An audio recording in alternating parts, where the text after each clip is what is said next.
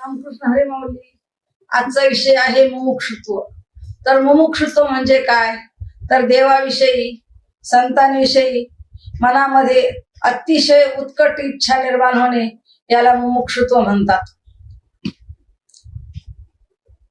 की देव मला केव्हा भेटेल, संतांची मला केव्हा भेट होईल, अशी सारखी आपल्या मनामध्ये तळमळ लागून राहणं यालाच मुमुक्षुत्व म्हणतात.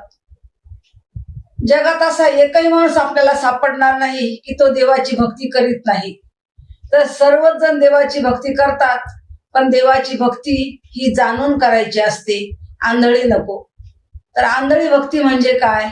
तर एखाद्या आईला जन्मताच एखादे आंधळे मूल जन्माला येते. ते आईचे स्तनपान करते, परंतु ते आईला पाहू शकत नाही.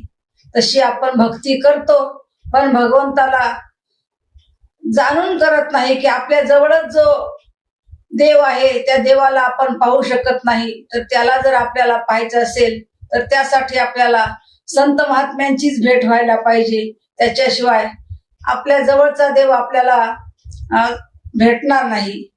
त्याच्याकरिता आपण संतांची संगती केली पाहिजे. संतांच्या संगतीत गेलो तरच आपल्याला त्या देवाची भेट होते. त्यासाठी आपल्याला मुमुक्षुत्व आपल्या ठिकाणी निर्माण व्हायला पाहिजे.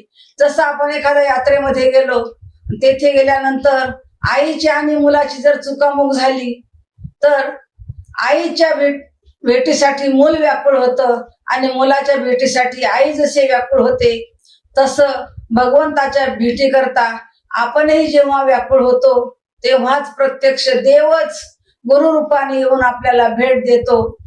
पण त्याकरिता आपल्याला तेवढी उत्कट इच्छा आपल्या मनामध्ये निर्माण होणं हे अतिशय दुर्लभ आहे. यालाच मुमुक्षुत्व असे म्हणतात. पुढचा विषय आपण पुढच्या व्हिडिओमध्ये बघू. रामकृष्ण हरी माऊली.